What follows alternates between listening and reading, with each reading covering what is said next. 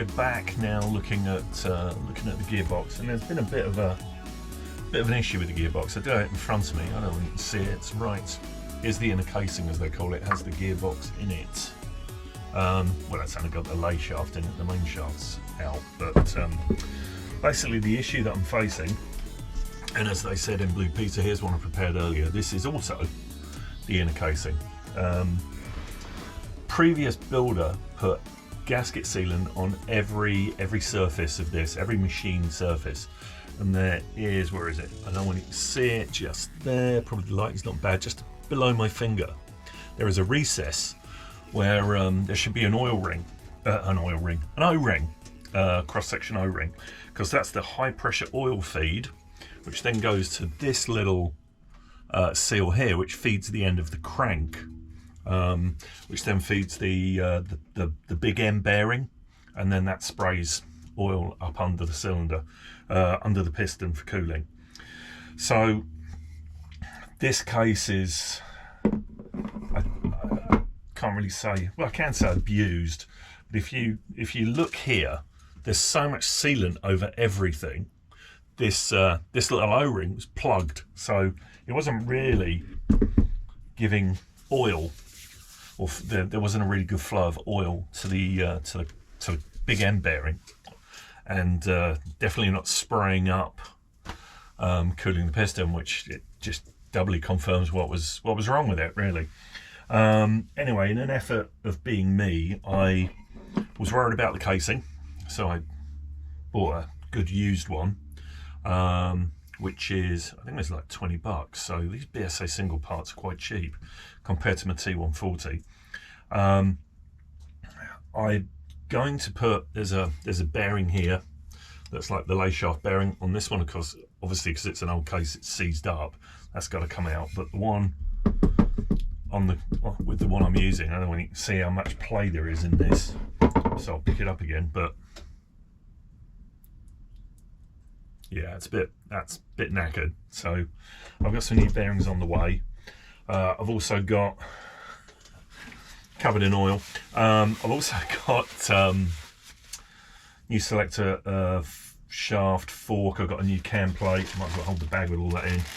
There was a later cam plate fitted, which has got stronger, you can't really see it in the bag, stronger more positive indents. I've got a new spring, basically a full gearbox refurbished kit,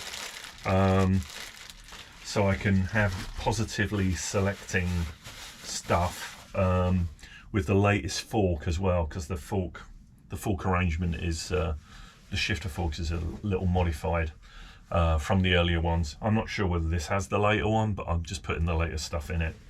I'm going to go out into the garage, pull this shaft off, clean this case up as best I can, and then pick the best case out of the two, and that's what I'm going to move forward with. Obviously I'm going to replace the bearings, so both bearings will come out, the O-rings and the oil seals will come out, and I'll clean it up and we should be good to go. So that's the plan anyway. And looking at this guy, that looks a bit funny. That's almost as though that's closed off. Anyway, so I'll have a look at this. That's it. See you in the garage. Alrighty, so we're looking at the putting a new one of these in. This is the old case. It's you probably can't see, it's smothered in gasket goo. I mean, it's just, I may dig it out, but it looks like a lost cause. And on closer inspection, it's actually repaired this end. It's had a bit of a ding, been welded, and I'm not exactly sort of super happy with it. So I bought another case. That's a new bearing just got on the floor. It'll be fine. This one I paid 22 bucks for. So 22 bucks, it's all clean, it's nice. I've flushed through everything as well, so it's really good. So this is going on the grill. I'm going to press some new bearing, a new bearing into it, lay shaft bearing, which goes in that big hole that my nose is poking through. Yeah, that's the one. On the grill.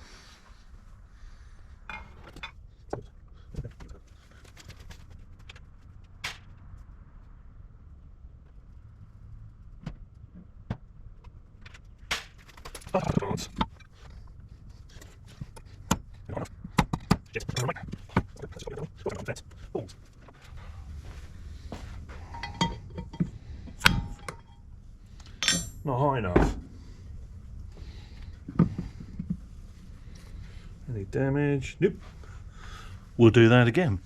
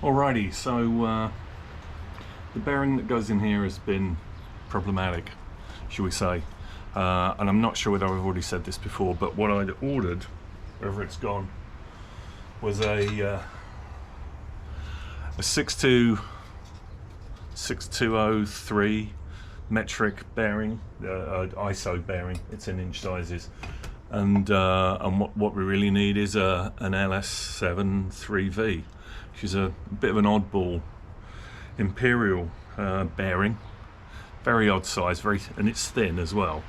I found one. It's on its way from the UK, so that's good. The one that came out of the case has got you can't hear it, but it's got a bit of play on it. And the one I got out of the older case has got a bit of play on it. It's just not bad. These will do as spares. I will keep them, but I'm going to put a new bearing in, so I'm going to wait for that to come. In the meantime, let me just see if I can. Well, yeah, let's move the camera.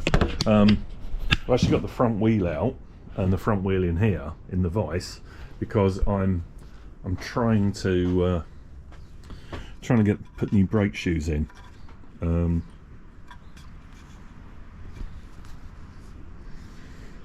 Yeah, it was a bit spoofed there. I wasn't sure what was happening. I've also put on different handlebars on the bike. I've done that, well, without the camera on it. I've got some Domino dogleg levers. I don't like the standard BSA levers. I think they're awful. I've cut the cable. I will pull all the wiring out. I'm going to rewire this thing myself. I've got, in my piles of junk everywhere, I've got two complete trailer wiring kits that are a cheap source of decent wire. So instead of going to a wiring place and buying very expensive lengths of wire to wire your bike, trailer wiring kits are cheap and the wiring's pretty good. So I plan on that's what I'm going to use. I've got another one somewhere. It's in this pile of crap here, or in this pile of crap here, or it could be in that blue box that's just down there, but it's somewhere there. So at the moment I'm trying to undo this nut, which is a regular thread, to get the brake plate off, so I can put the new shoes in, put the front wheel back in, and then I can put the new brake shoes which I've got. So that's where I am at the moment. I'm going to try and wiggle this and do a few things, and then once I've got that done, I'll turn the camera back on. Right, so as usual, I've forgotten to turn the camera on, and if I wheel it out of the way, I've got it all back together. So I've got the new shoes in, the brake arm now moves. It was pretty stiff. It's all been cleaned up. I roughed up the rubbing, or the friction surface of the drum. A little bit of emery all the way around just to get the glaze off it. And the wheel's going back in, so hopefully this all goes back in fairly well and there's not too much swearing. So let's see how that goes.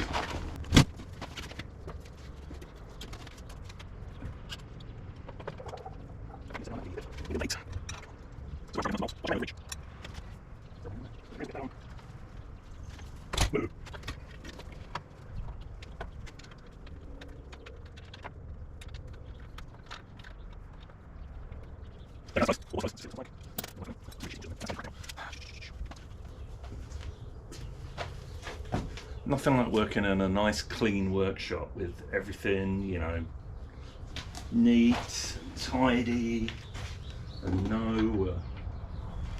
no crap everywhere.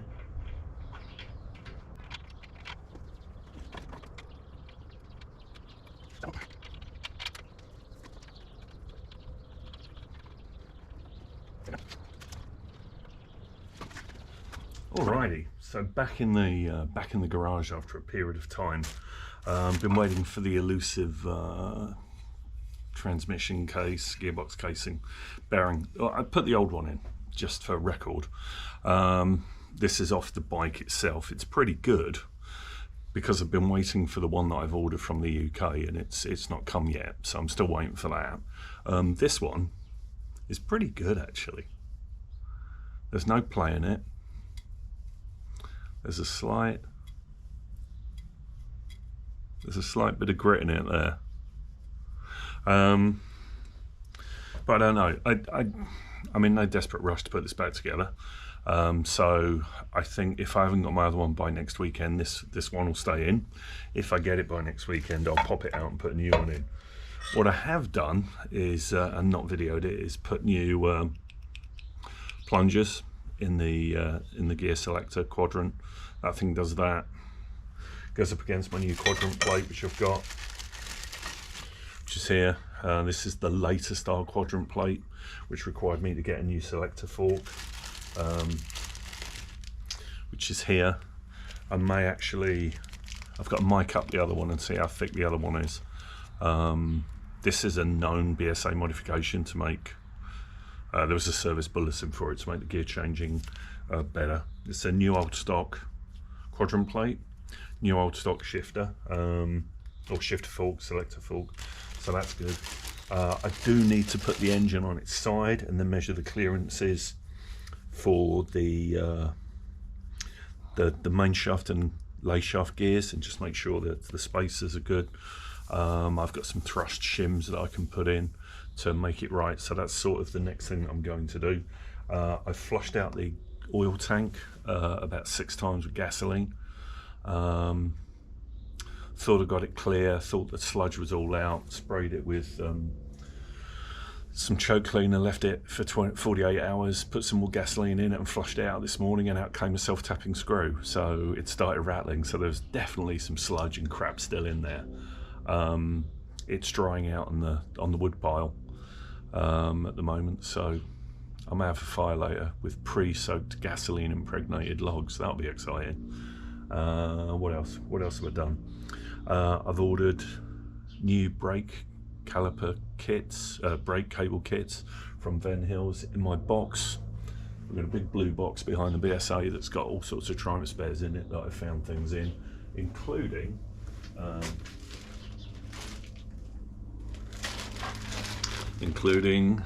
a Van Hills make it yourself clutch kit. So I did try the BSA brake cable. It was too short for the motocross bars I've got on, and the levers, it's just not right. And also out of my gear,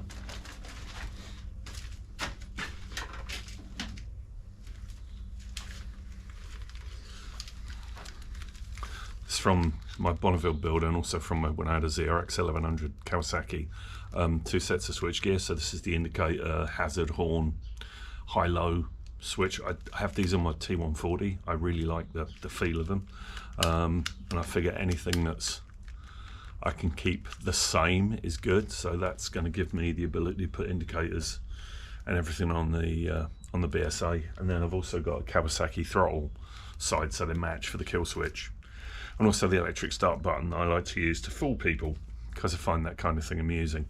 What are we up to? Yeah, I think that's about it really. That's about it. So I'm going to put the engine on its side and start doing measure the clearances for shimming. just desperately waiting for that new bearing. This one isn't bad, as I said, but I would prefer to put new in because I put new in everything else. This is the used case that I bought. It's in really good condition. The one that came off the bike had been repaired and not great. So I really want to use this case. I've cleaned it up as best I can. And this is what am I going to say? This is an oily rag restoration. I just want the thing to ride. It's not going to be a show winner. It's also not going to be original, which is my kind of bike. What else? Yeah, that's about it really. I can hear my dogs grumbling outside, so I need to go and let them back in. So, to the engine on its side. So, changing of plans. Haven't put the engine over yet because I get distracted easily, and I know that I've got to connect these two, because this is a rack off Ken's CX 500 Silverwing. This is a spare rear grab rail I got. My plan, because you can't have enough crap around your desk where you can then spill a pot of gasoline all over your tools and your workbench. Oh, and it's cracked, so it even cracked it, so that's good. Handy for welding. So what I'm going to do is, talking of welding, is join these two together to make a rack for a B25, because you can't get a rear rack for a B25. Revzilla, funny enough, doesn't stock them. And anything that they say will fit, you can guarantee won't. So I'm just literally going to weld that on like that, maybe put a few reinforcement struts behind it, but that should be good enough to put my camping gear on. So that's what I'm going to do now. Right, so I've welded the this is the rear grab rail that I bought off eBay for $15. My mole grip's just fallen off. The rack I got off Ken, I'm just putting a cross support in, precariously balanced with the magnet, a piece of wood, and I did have a mole grip there, which I will reattach to press against when welding. So I'm just going to weld this on, and that should be that. And I'll obviously do one for the other side, so there's one here. Alright, so you can see the quality jig making here, the magnet which holds this piece in, the piece of wood jam to hold the magnet up, the mole wrench or mole grip resting on the magnet, also holding this piece in place. So for the fabrication and welding of this, I've got it really balanced delicately on a piece of wood that probably needs to come this way a little bit more. There we go. Oh, that's OSHA compliant right there. So this should be quite interesting. I've done the first one, that's over there. I would touch it, but it's red hot, or at least fairly hot. So that's the welded both sides. Just going to do this one.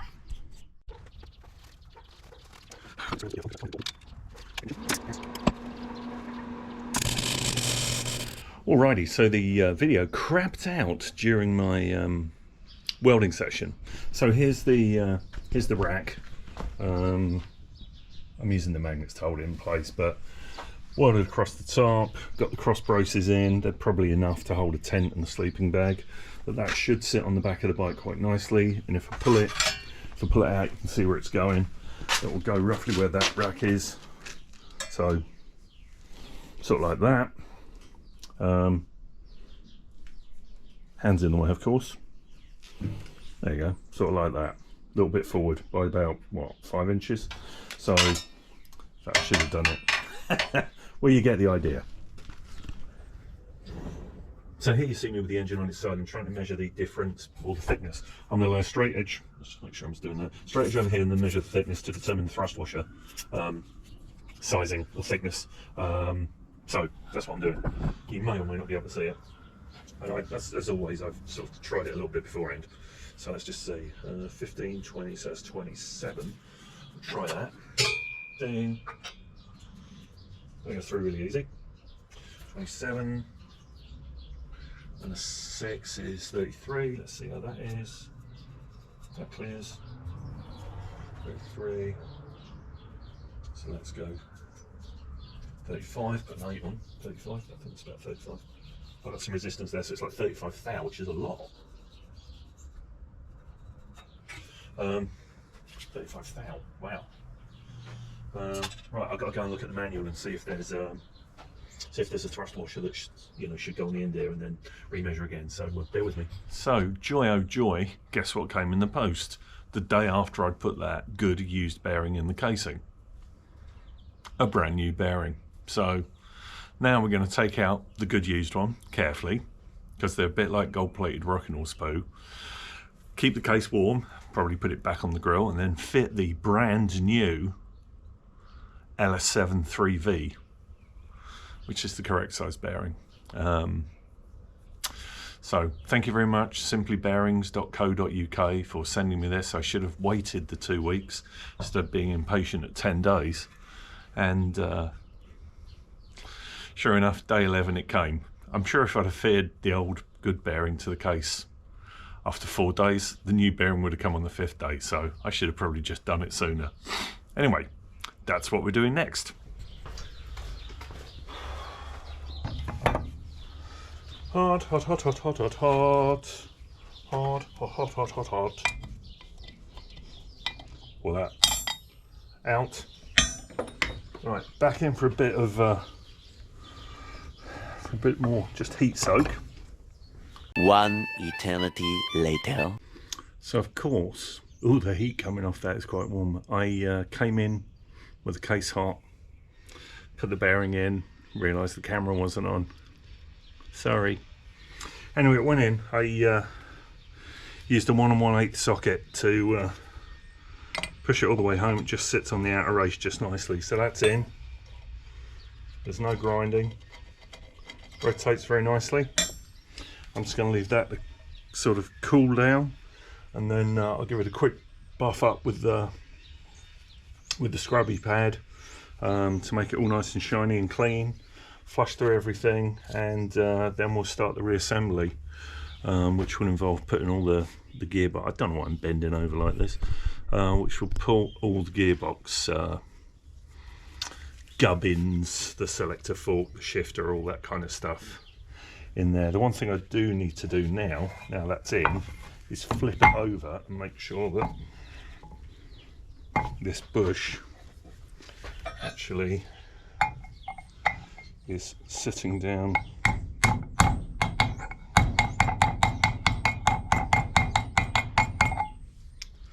that's the camshaft pinion actually fell out while I was hammering, so push that back in. Of course, now I want to make sure that the bearing is, the bearing's moved as well, so this is doubly good. Press that down.